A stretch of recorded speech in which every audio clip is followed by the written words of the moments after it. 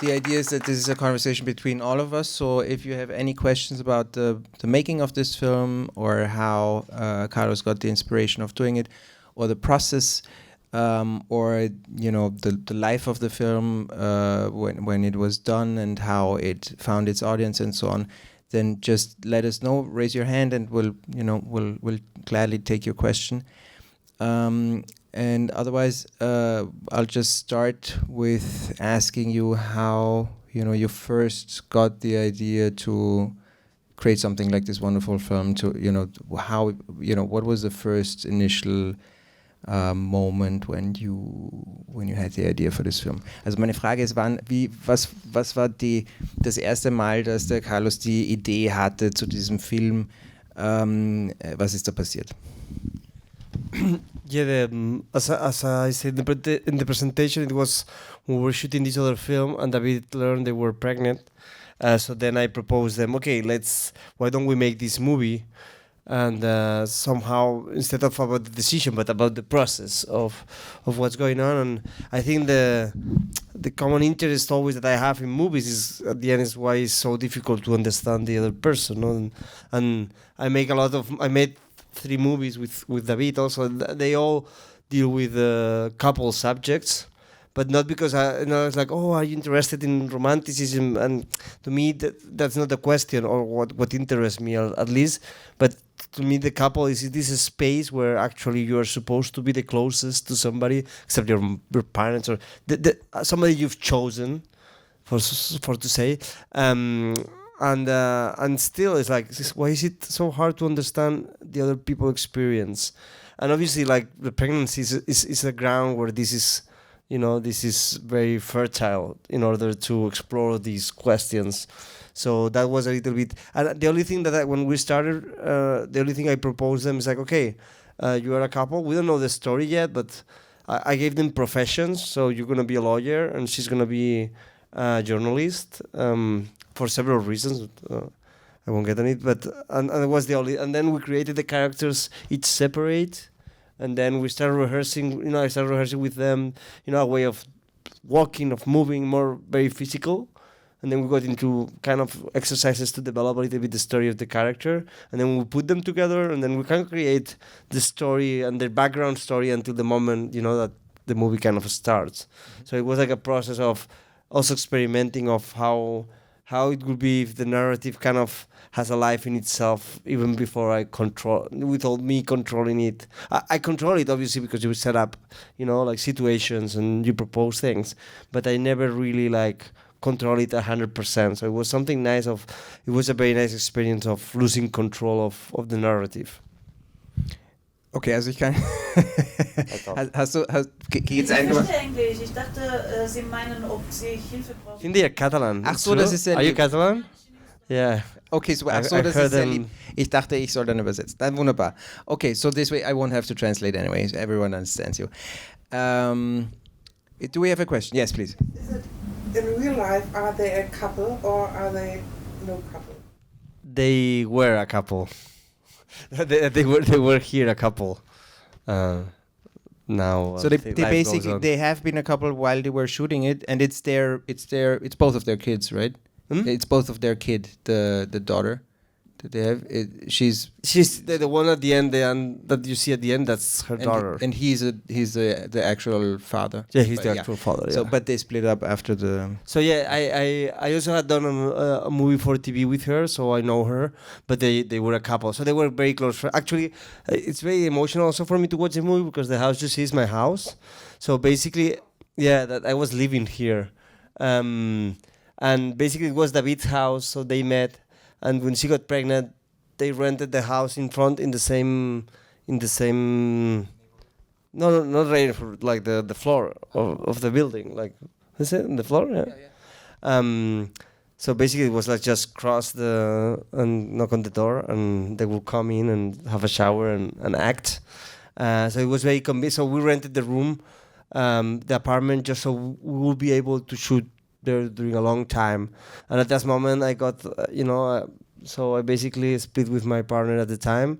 So I had no house, so I moved into the apartment. So I was living in the apartment where we were shooting it. And you were also operating the camera? Did you No, call I had your the DP. So you'd called your DP whenever there was something going on? No, it was more planned than it seemed. Like it actually, so I was exaggerating it, but basically, no, it was a small crew, but it was everything. Like there's not that much scenes that they are improvised. Like maybe a couple of them. All of it was written. It was important to me, like because I had no control of how the story was going to evolve. Although we shot some stuff later and we can talk, but to me it was important that the scenes will have like some kind of control. So we knew the scene. Obviously, then we played, and once we started to rehearse a scene, it's amazing how even with the same text, it's like a completely different scene that has nothing to do. But it was important at least have some goals. Like the few scenes that were not like they were more improvised. Like for example, the one in the names. So we had it, but I didn't want to have it scripted because I thought it was more interesting to watch them discuss the names and not having like very well prepared. And I think, but just the beginning of the scene, the last part of the scene, it was rehearsed and everything. And how about the birth? What do you think? What's your thoughts about the birth? It's a real birth? Huh? It's a real birth of... It's a real birth. Yes, no, Yes. but not her. But not her birth, yeah, obviously. No, because we were talking about it, and it was very difficult. It was a very special moment in their lives, and it was like, if you are there, I'm gonna be acting. Even if we put a camera and you are not there, and I don't want to be in the child of in the birth of my child acting a character that is not myself. And it was at the same. And then what happened actually is that he couldn't even be there because it was like an urgent C-section, so he could not be on his own, so they had to, because you can only be as a father when they do a C-section if that happens in like a plant. If it's an urgent one, it's hard because it's more complicated and blah blah blah. So basically, we thought like, it would be nice if we because the scene is shot like a year after the kid was born, so it would be nice we change the script to being a C-section, but one that he can be in, something. So basically, it was a way to experience a birth that he was not able to experience in his own life. So, but who is the actual? So basically, we were talking with several doctors who tries to make C-sections in a more like birth-wise, natural birth style. So they allow also, they they put the baby right away in front of you, and they try to make as much similar as it is as a natural birth. So she was very happy to promote it and to talk about it. So she was asking the doctor for all the patients if somebody would be happy and to be filmed. So we were waiting like for 6 months until there was actually his third kid that they said, okay, just come and shoot it. So it was me. It was the only scene that I operated because we only could be 2 in the room, and I needed the sound person. So it's like, okay, I need to be there, and that's why the camera is a little bit like not well operated in the scene. But it was. To me, it was important that the scene felt it's not like a shot of the baby being born. Born. Yep. Sorry, and then another shot because that will show the trick. So it was very important to feel that it is not. I didn't need to be like a single shot, but it had to be like long shots with panoramics in order to sell the thing. So that's the thing. That's why but we had the green separation. That was a natural separation that would allow us to shoot. I knew that every time I come through it, I could make a cut in there. So I had to be editing on while shooting the birth, the real birth. So people ask me, were you like? There's no second take.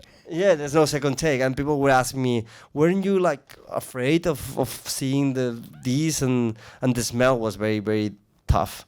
but then you were so concentrated. That's why I don't like to operate the camera, because I get so concentrated on the shot, on the timing and everything. Then you almost don't watch what is happening. You're just concentrated on this thing. At least to me, it happens a little bit. You don't get influenced what is happening, and so it was, the timing had to be very right for every time, and I was very, very, very close to fuck it up all, but it's a typical thing. Just wait always a little bit longer. That was my thought. And the moment when they were opening the belly and everything, and the baby was coming out, and I was filming the green thing, waiting for them, because I knew they had to bring down the green, and that was my way of cut from one to the other, because you create a curtain and then you can mix both shots. But this was not happening. And if I have done it wrong and just did it too fast, and it was like maybe like 30 milliseconds, less than a second, that they say, okay, we're gonna do it. So then they do it. But I was very close, very, very close to have it all wrong and not having the last shot. That was like the important thing. But then it was a boy. That's the thing. It's a little boy, not a girl. So it was like kind of complicated. So when we arrived to the hospital, oh, what's her name? What's the name of the baby? It's like Noah. Oh, great, Noah for a boy. Like no. So we had to shoot it also without showing his genitals.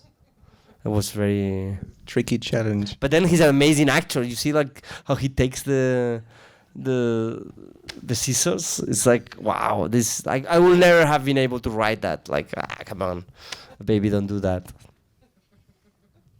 But they do. Any questions? I like the conflicts, how you make the conflicts very, very good. How do you... Kann ich das lieber auf Deutsch? Ja, ich übersetze. Also ich fand die Konflikte, wie die Konflikte dargestellt werden, fand ich super, weil man wirklich gemerkt hat, dass zwei Personen zusammenfinden müssen. Haben die das überlegt oder hast du die überlegt? So she loved how you set up the conflicts between the two characters, how they have to find a way, like middle ground together and sort of discover who they are. And she asked if this is something that the actors, brought to the project, or how did this come to be? Well, I always tell them when we design scenes, because especially when you work with improvisations, the first thing that happens very often is that, and then that's the classical one and the most boring one, and that's why I always a little bit like scared to do it on set. Actors tend, first, actors are not screenwriters, but they tend to get two different oppositions and try to fight to see who wins, and that's okay, and that's how lot of the dramatic materials of science, like Sophocles works. But to me, it's always interesting once you get into this kind of movie, having two characters trying to understand each other and not being able to. So I always said up to the actors, it's not like you are confronting each other. You're trying to understand each other. It's not that easy, So that was always. I think that has to do with the way I set up some situations, but then at the same time, it's them also as an actor is because they are very good at listening at each other, and then that's a little bit always a tricky thing when you forget. It's like, oh, it's not about winning an argument. It's about making yourself understand and not getting. And that's very frustrating. It can even be more violent, but it's just much more interesting to watch. How did you find the things that they tried to understand about each other but couldn't? Was that something you discussed, the three of you, or like the little obstacles in their relationship? Obviously, there were some of them that were developing when we were developing the characters, and you subtly, in a subtle way, you try to make them a little bit different. Or if you have a character based in two, in just with two main characters that has like most all of the dramatic tensions. You don't want them to make them too similar, or if you do, you have to find another strategies. But you want to separate them a little bit.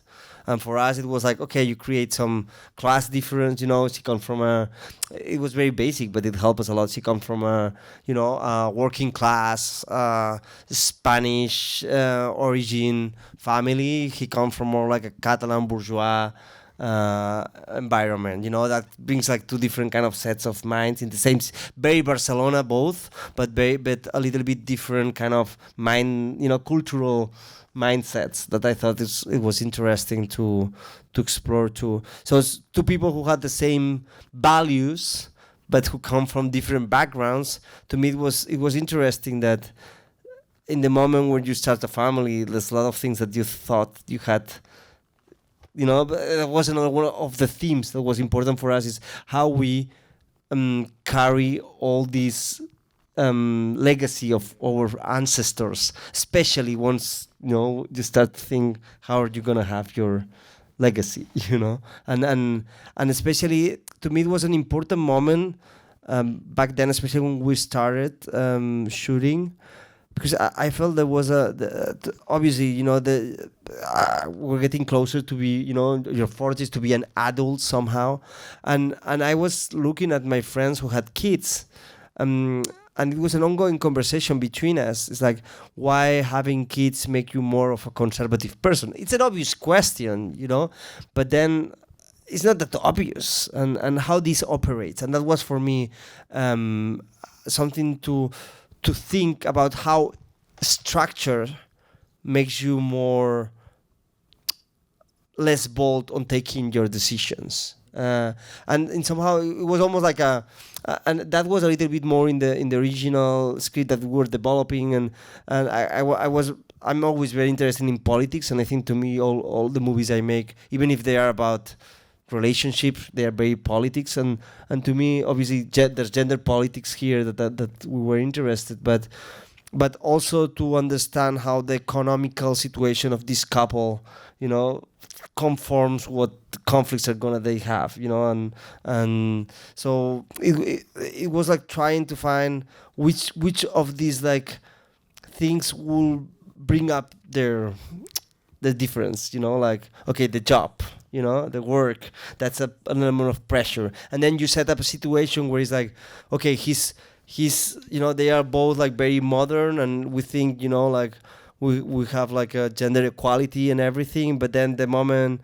she gets pregnant, he wants to protect her and doesn't know, like he falls into these roles that he can't avoid. He knows he's wrong, but he falls into this, and obviously setting up these two, because he's actually he's a comedian and he's a very funny guy. So I basically prohibited him to make any jokes.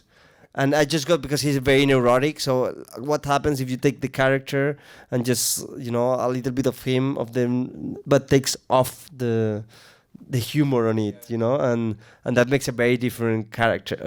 So that was a little bit of setting up the things that will make they're confronting these things. And then we shot a lot more than it's in the movie. That's not like documentary, but we have a lot of other scenes, and some of them were not that interesting at the end. So I think a lot of the choice was, and the thing is, like, we wouldn't be just we will rehearse a lot of scenes so basically we will be like a week doing rehearsals, and then I take another week to write.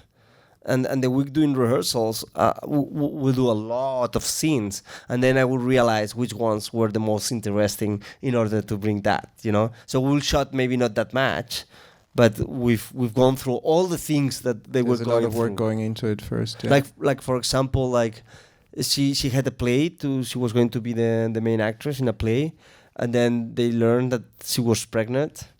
So then they say, okay, we'll find somebody else. And that's where the idea of her, getting kicked off of this job came from. So many of these things were, we're finding like kind of an equivalent that will help us to sometimes closer and sometimes, very different from their options. But You mentioned that you had to reshoot the beginning or shoot additional scenes long after you finished, like basically telling the story. You already mentioned that the birth was one of them. What other scenes did you have to go back to and redo, and why? So how did the story arc emerge only while creating the story with the actors, and why did that necessitate to sort of create a new beginning?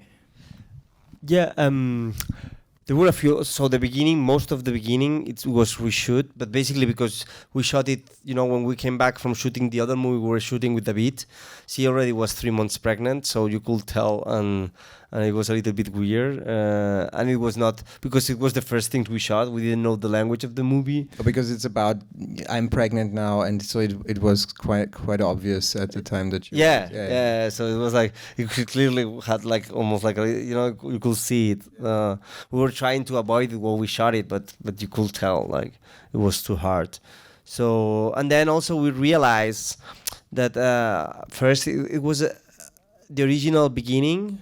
It was just one very long scene where they would go through all these emotions until they decide that they want to have it.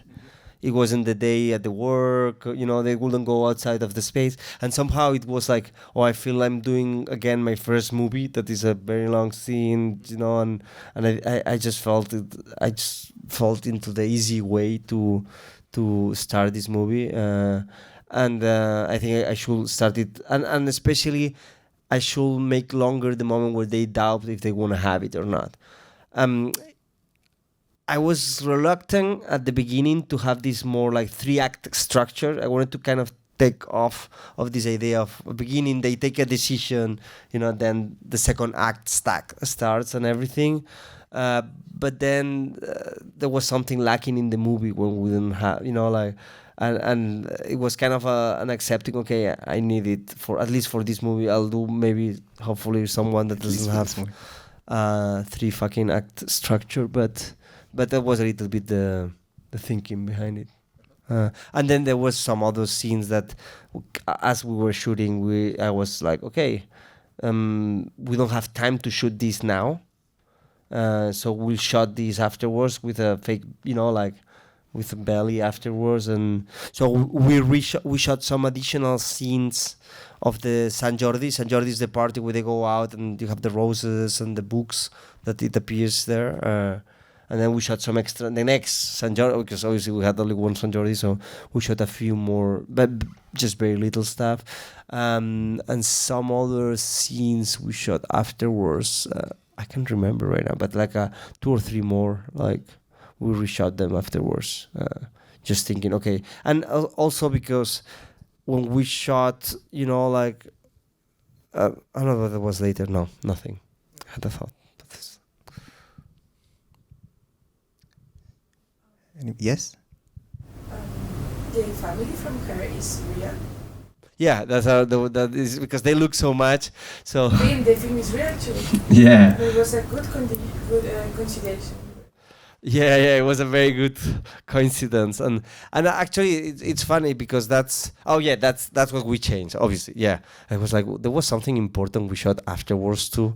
I totally forgot. So basically, what happened is like we shot the whole movie, and like 15 days before she gave birth, she told me, well, there is this movie I had my mom shot of my own birth. And I was like, what? And I couldn't. So we've been like shooting this movie for 6 months, and you haven't told me you have the birth on camera, your own birth.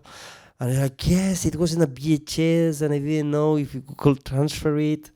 Obviously, it was a lie. She was just like trying to figure out if she wanted it to be in the movie or not. So then it was very moving because we watched it together, and with Maria and David, she hasn't she's seen it many times as a kid because her mother is a teacher, so she would put it at school for everybody to watch, and she had like this mixture of being very proud of her mom and very ashamed of the whole thing. But she hasn't seen it for 20 years or more. So then we got together, Maria, David, and me, and we were crying, sobbing, watching it. It's like, oh my God, that's the movie.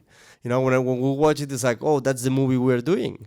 You know, this video, it's actually an hour-long video with all these, and it's really beautiful. It was very, very incredible, and feeling like that's what we're doing. We're doing a home movie, like in my home, with obviously different, but then kind of it was the moment where I actually understood the movie we were doing, because it's like we're kind of doing this family movie where you show the parts that you never show in a home movie. You normally show a birthday, or all the happy moments. So it's like we're doing this, but not the other moments that you normally don't see.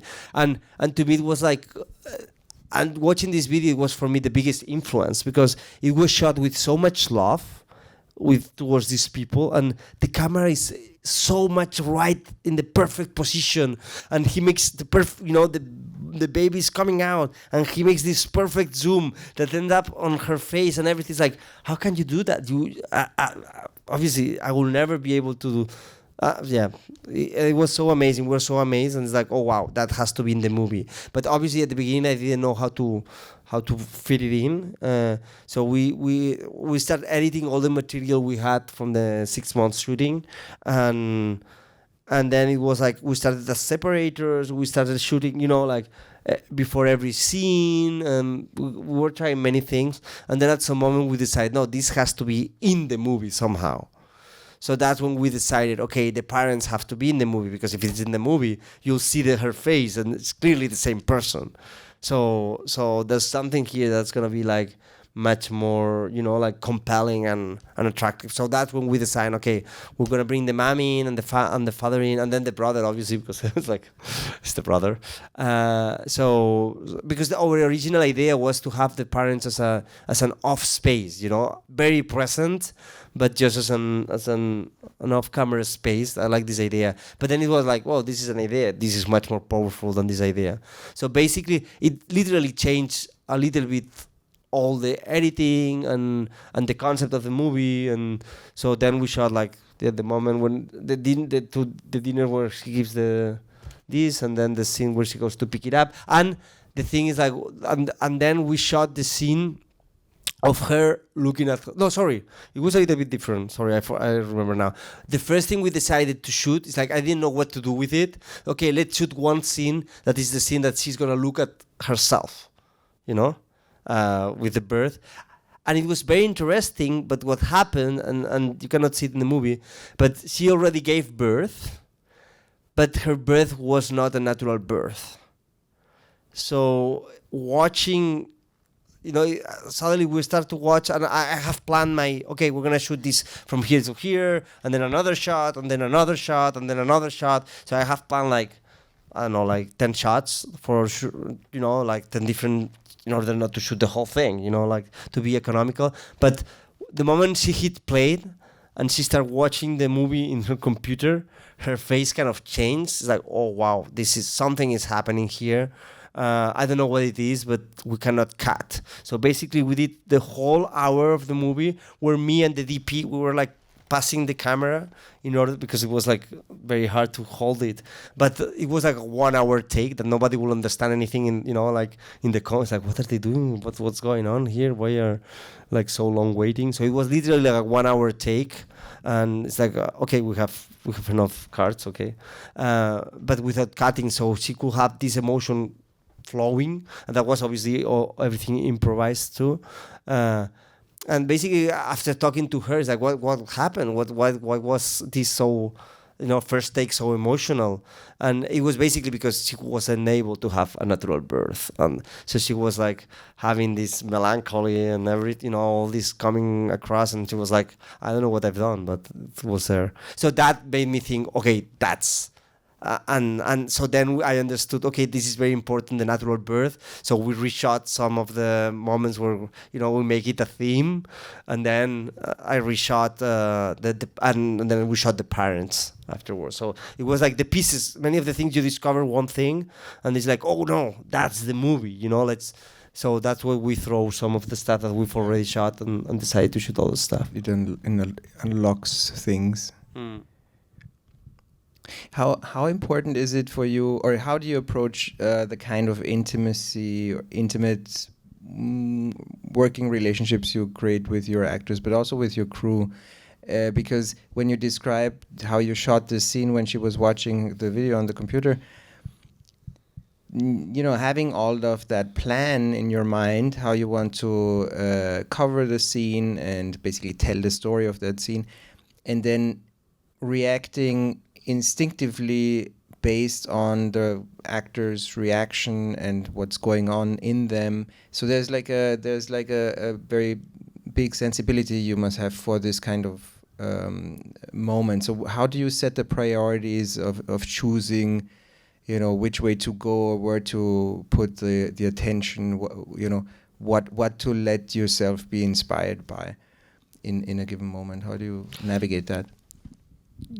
Yeah, it's very tricky because it depends on the shot and the moment, you know, like it's like I always say my first training to make films was being a football coach, you know, trainer for kids.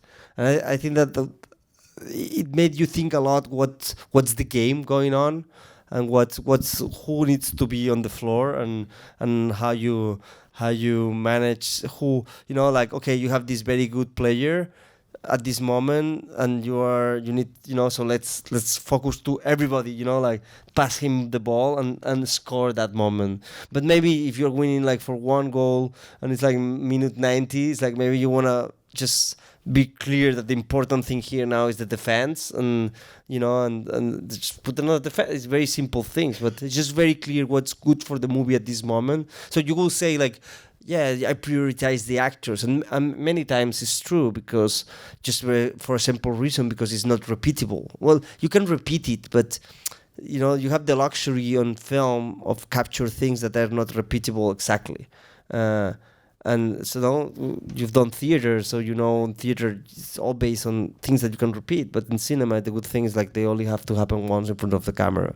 So it's just be sure that when it's happening, you know, you are ready for it.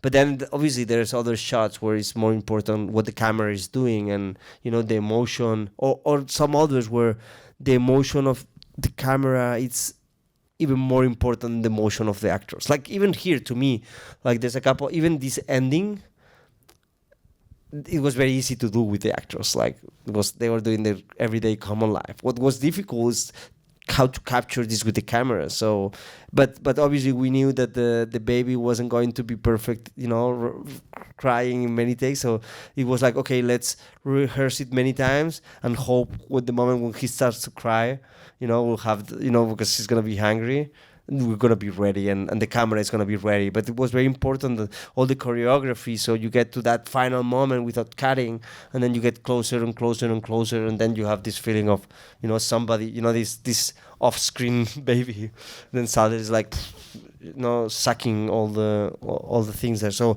that, or for example, the sex scene where they are having sex with the big belly and everything. Obviously, the performance it was very important, but to me, it's like a moment where the camera was key. Also, it's like you have to play for both, because if not, you know, it's very hard to shoot a sex scene and don't follow cliches and how you film. We knew it's like, okay, we're doing a sex scene with a pregnant person who's basically like a very sad sex scene, and because they have to do it. So how do you show these bodies? It's so important as how the performance of the actors are going to be. So it depends on the moment, I think, to prioritize and which other thing. And sometimes it's like, I tell the actors, like now I was shooting this TV show and the actors it was very nice, the relationship, but one actor came to me like, it's funny how nice and sweet and wonderful you are when we're shooting all these intimate scenes, but then we shoot like a car scene and then you become a monster, you know, like shouting us like cows and everything. I didn't realize, and something, like that's not my opinion, but it's true. Once you are, they have to be from here to there, and the camera has to do this movement, and this needs to be done, and there's many things. And to me, the camera is so important to how to move the camera and where to you are showing images and sounds. That's your main material, and even if a film like this, that it's based on the actors in many ways, but to me, if you don't have the camera in the right position, if the camera doesn't bring the emotion, it's useless. It's not cinema, and I always hope and feel that the movies you could listen them without without subtitles, and you still will get it. Yeah. That's one of my goals. You get a feeling of the movie even if you don't understand any of the dialogue that's going on. Yeah. I don't know. Maybe it's very boring. I don't know. Is it? Yes, there's a question over there. How fast could you start the film? Because I think the baby was unexpected, right? The pregnancy was planned. Well, planned as much as you can plan a pregnancy. But I mean the film planned with them, or after the day whatever. So I knew they were like kind of, like trying to.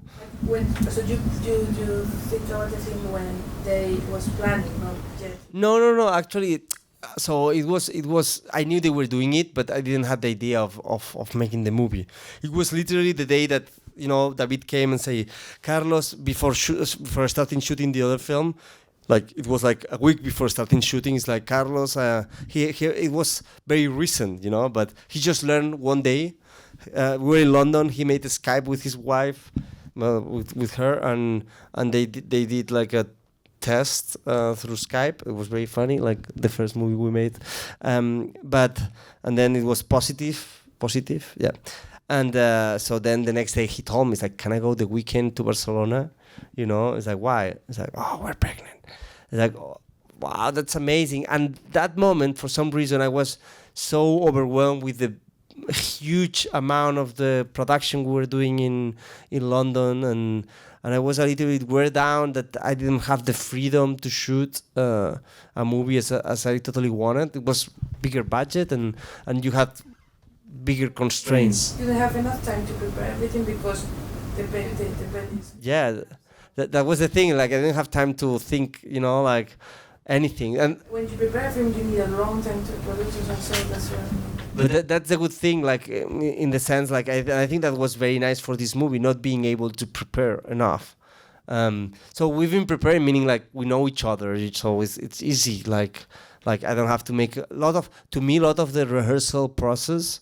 Many times it's just getting to know the actors, is how they work, how they function as an actor, and so that's to me the mission of in a film. Obviously in theater I think it's a completely different beast, but in a film with that I'm then on set you create the rest of the things. But with them I don't need this part, so we focus the rehearsals in order to create, and that was very fun.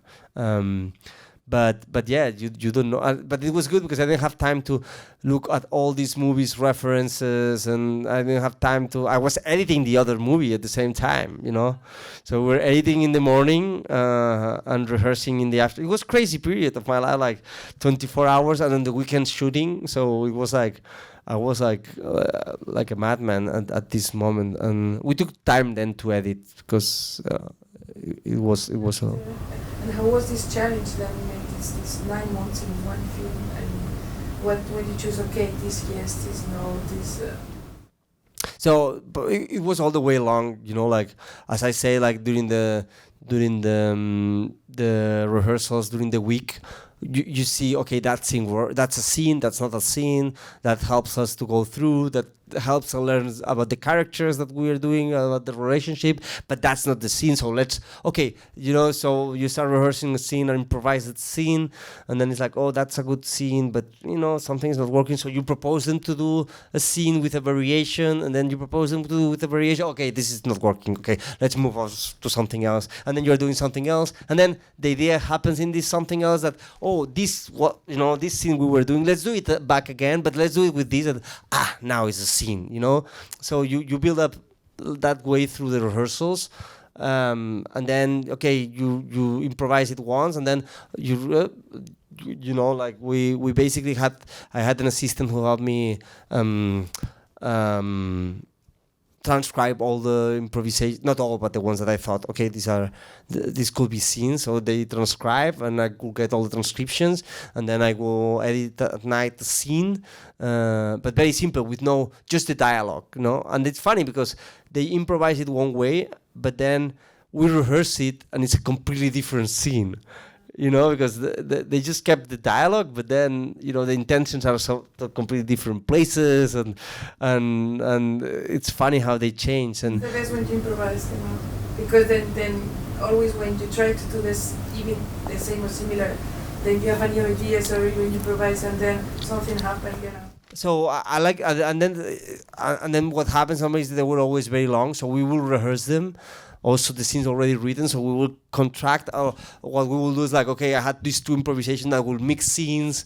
We can use this part of here and this part of there, and then we mix them, we try it, and then it was an ongoing process of selecting what was in. And then, obviously, so the first cut of the movie was 2 hours and a half with all the scenes we've shot. So it was like, or 3 hours, like typical thing, but...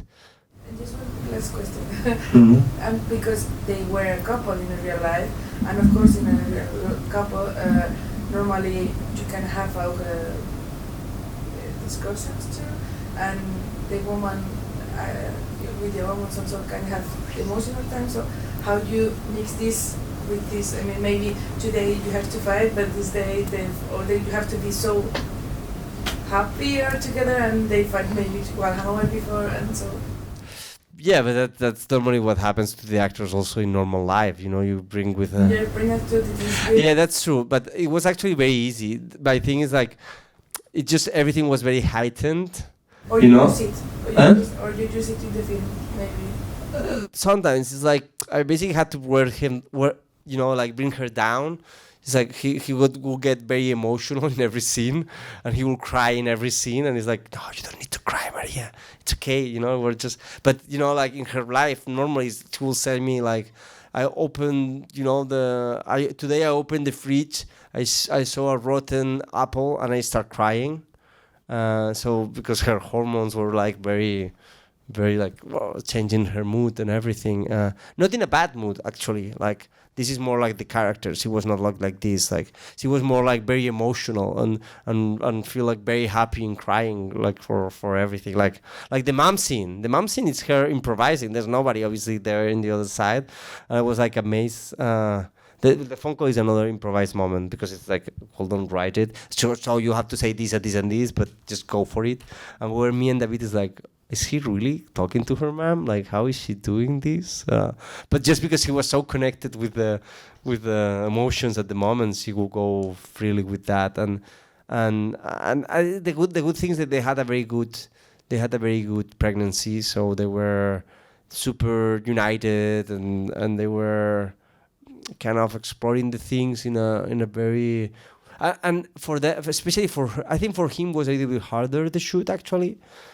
Because she had all the jobs and and she had all the time of the world, and she was like crazy to be able to. And it was her first movie because we've done like stuff with TV. But she's mostly a theater actress. And the only thing she's done is this movie for TV we've done together, and she was not even the main character. She was like a secondary role, but she didn't have any experience in cinema. So it was her first movie. So she was very excited. And actually what happened at the beginning was like, she was so much eager to act and everything that she, like, okay, relax. We have long time to go, like she was trying to doing things all the time and all the work we did, it was like, and especially I realized like theater actors, what is more difficult for them is just being on scene doing nothing. That was like the hardest in front of a camera. It's like, because she will constantly do things. No, you don't do anything. It's like, how? Don't do anything. And then she would like be very conscious, she wouldn't be comfortable doing nothing. So that was a little bit of the work. Is it doing nothing, or is it basically just going through a thought process and just, basically showing the camera your thoughts or let the camera picking up on your thoughts? Yeah, that's a better way to put it. Yeah, but sometimes like, no, you just have to be there eating, and and then it's like eating becomes an action, and it's like it's so hard. Every single like moment becomes super important. Just this, she had no problem to have a conversation, an argument, or whatsoever, like with her mom, no problem. But when you have just to eat, then everything becomes so charged, and it's like, no, you just have to eat.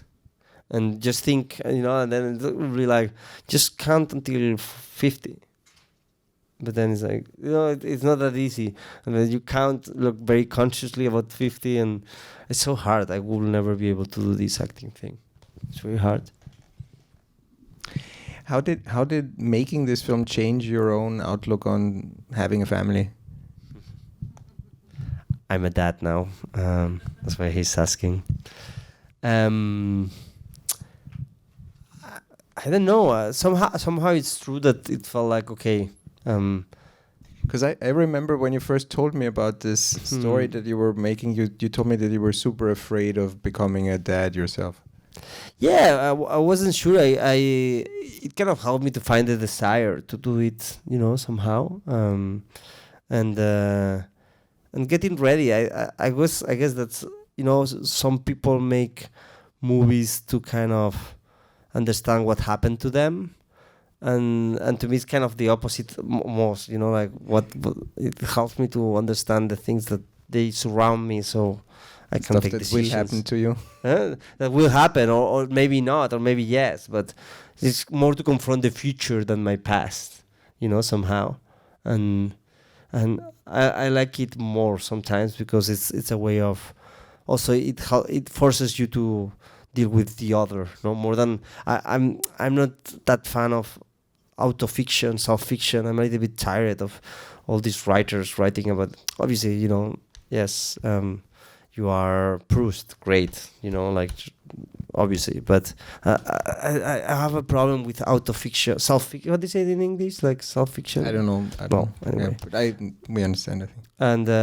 And there's great filmmakers, like who do like these kind of movies, and I have nothing against it. And in documentary, when it's documentary, I'm something more drawn to it than in fiction. But there's something to me about cinema that has to deal with. We were talking about it before. Not it's the experience of being somebody else, and to me, the work of cinema is just an encounter of what's not you. Like even if you film a landscape, it's like a writer, you just deal with the words, and I'm sorry for you that. It's your thought and words, and that's very painful. But what with cinema is not only the images and you, it's also something that you are filming. And even like a cinema, like now they are filming. Now they have to think about what's the frame, who am we shooting, and even these small questions always forces you to deal with what are not you, and takes out from your comfort zone, at least the films I like. Very small question. Was it a conscious decision not to use a lot of professional actors aside from the main two characters? Or at least not so many known faces? It's just easier in many ways. Because then, obviously, the mother and the father, it was like, okay, like, because of the VHS, it's like, okay, you need to have that face of the real mother because you'll recognize it, and the emotion you get from there. It's not like I want non-professional actors. But, for example, the actors, the friends of David they are actors. A little bit, no? The people at the hospital workers. No, yeah.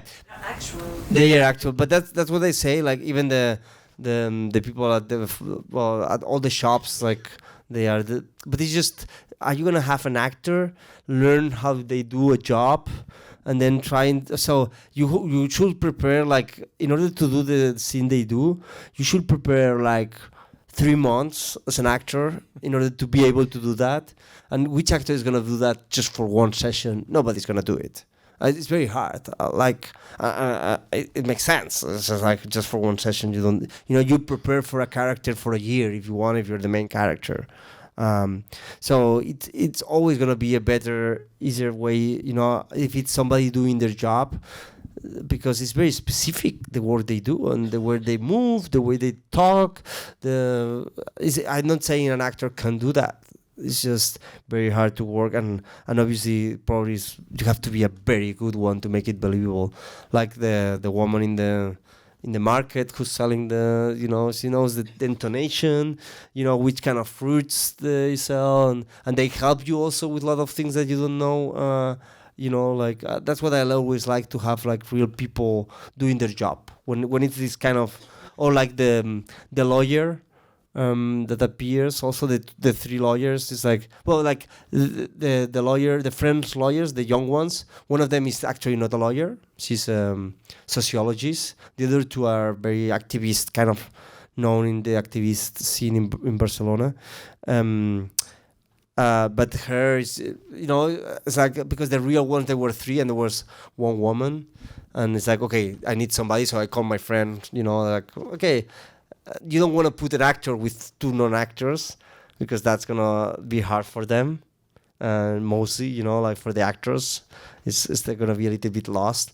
But the same with the friends, they are actors because they are, they're friends, and it depends on the situation. I'm not against, even in favor of actors, professionals or non-professional. I mean, I think it also depends on the kind of scene. If they have to go through some emotional thing that's only connected to the given circumstances of the story, which is basically like the story, the fake story, then you'll probably need actors more. If it's just about doing a daily job that is their job, and they're having stuff to do that they know about, and that gives them a way of, focusing on something that's something else than the camera, then it's a good way, I think.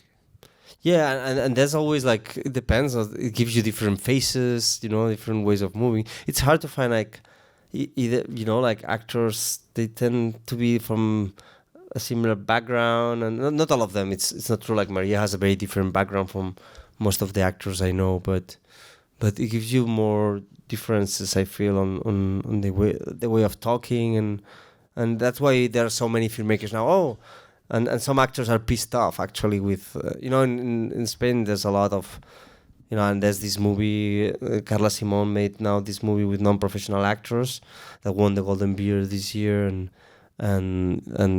the actors are a little bit pissed off, but it's true. It's like they have this accent from Lleida that it's very, very specific and very, very weird to try to imitate. But then at the same time, when you have an unknown face, it helps. It's like now we are preparing a movie and it's with Natalia Tena and Una Chaplin will be probably in there. That's the main characters of the second movie. And the problem is, like, I have David there, but I wanted to put him in the movie. It's like, okay, just come on, because if not, he's gonna be angry. He's gonna be like to me all the time. So I find him like a small role whatsoever. But then the problem is, like, they're gonna see David Verdaguer doing a role that maybe it's gonna, it's not easy to put an actor that you recognize his face in a certain role, because every actor carries with them, a perception for the audience that they had before. Yeah. So the good thing with non-actors is that they don't carry that, and that's a good reason, I feel, for not using professional actors if you want this experience and sometimes it's nice that the actor has brings things for them that they are that carry something with them, and you can use it, this kind of collective memory of this actor, and change it. And that's very exciting. I always like my favorite example is the Christoph Waltz, who was the bad guy in a Quentin Tarantino movie. He played a Nazi, and then in the next movie you weren't certain. You sort of expected him to be a bad guy again, and then he turned out to be the hero, and it was a really amazing twist that only worked because you knew him from a movie before. Totally. It's nice how it carries along. But I think at the same time, like, depending for, you see Casavetes' faces, and the main actress, like the ones who plays the wife, she was secretary. She was not, and Renoir loved to, put a lot of their actors were not non-professional actors, and he was the best, making them act.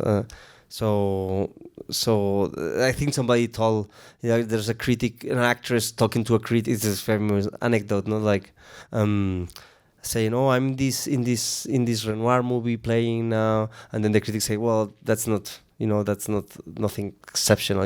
You could put a fridge playing in a Renoir movie and it will be good. So I think it's always when you see a bad actor, I think a lot of it is a problem. You have a bad director. A good director will know how to learn and understand what this person is able to give you, and trying to give you the best. I do think there are not bad actors. There are bad castings and bad directors. That's sort of what we learned. That's what we learned at our school. Yeah, totally. Yeah. So a bit on that note, congratulations on getting El Reporte del Bigote to make me cry so much tonight. No, it's very funny. It's always something that, and I have a lot of friends in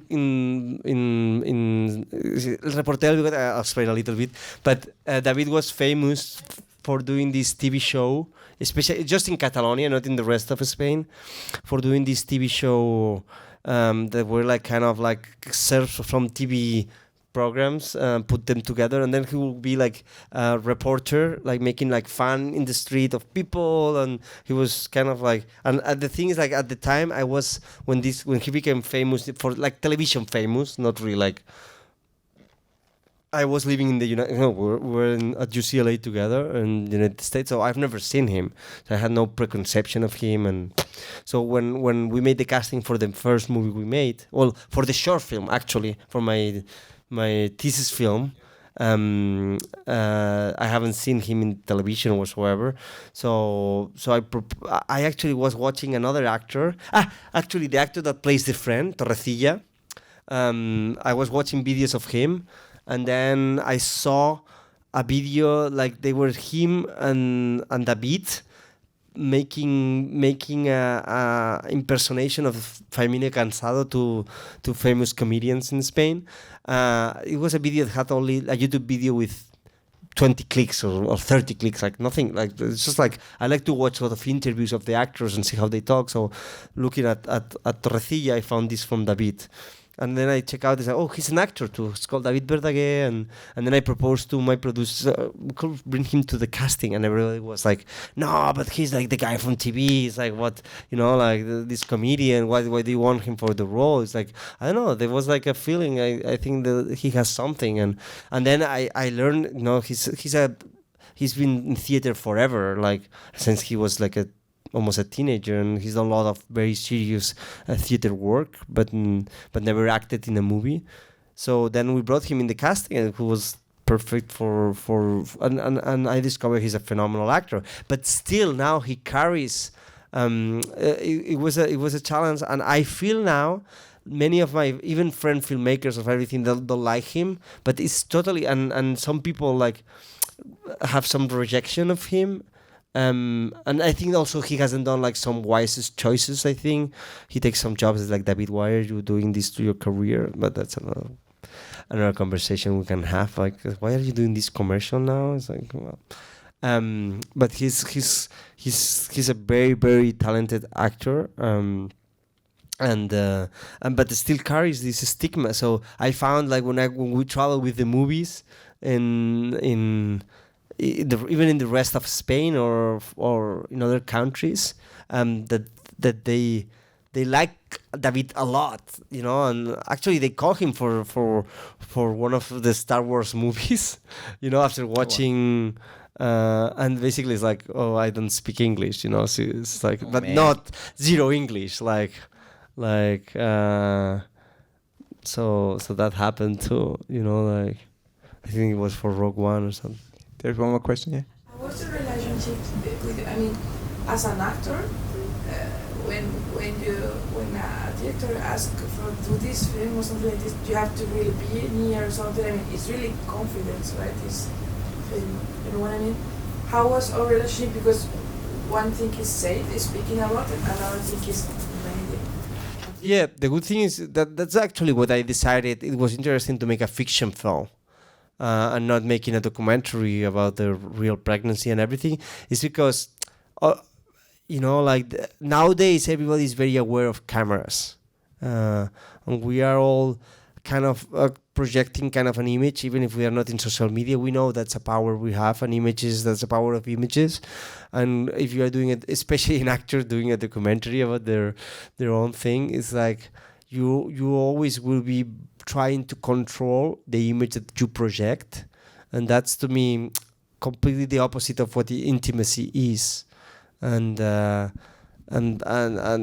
so through fiction means you can get to intimacy to documentary, but in a very it's harder, I think, in many ways, and you need a kind of character that is not totally aware of what the power of it, or anyway, so that it's a fiction. So in the fiction, of course, there are some moments that are a little bit real. Of course, they were a real baby, they were a real couple. Yeah, of course. But then you that's why character in Greek means mask.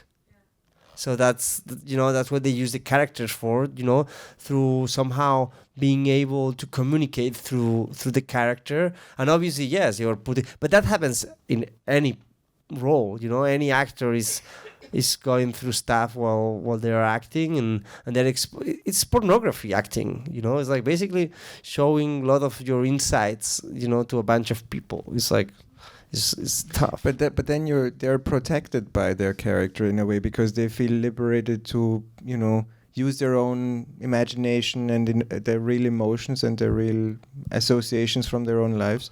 But no one will know, because it's there, because we only see the character. And your film is actually special in that regard, because that's true for your film, but at the same time, a lot of audience members probably know that they are a real couple, so it's like a weird mixture of... Yeah, you always like to the confusion, it's like when we never explain a lot about the birth and everything. It's like magic, you just want to believe it a little bit more, and I believe a little bit in, that you want to be in the movie, in the suspension of disbelief, it's a very important thing, and it's more powerful than we think sometimes, the power of just believing what's happening. And we see it every day in everything, but even when they tell you, oh, this is a fiction, still you want to believe it. And I want to experiment a lot in the next movie with metafiction, where you see the actors playing, that are playing the roles. But I think nowadays the way we relate to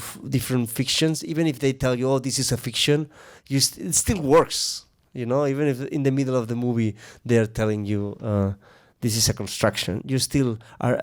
There's a theater. It doesn't break the story. It doesn't break the story. Like we have this idea. You can do it. Like many, in the 60s it was used that way for distance and this Brechtian effect. That seems not so, to me, effective to create the revolution as they thought, although it's very interesting as an art, choice. But I think there is a way to break the illusion of, and at the same time that the illusion gets more powerful. There's this like theater author in Madrid now, it's Argentinian, Pablo Messier. You can read any of his published work and everything, and he's to me like something incredible, and he plays all the time. Especially in theater is different, because you have the ability to the play is alive because you have the audience there, and it's all about sharing an experience.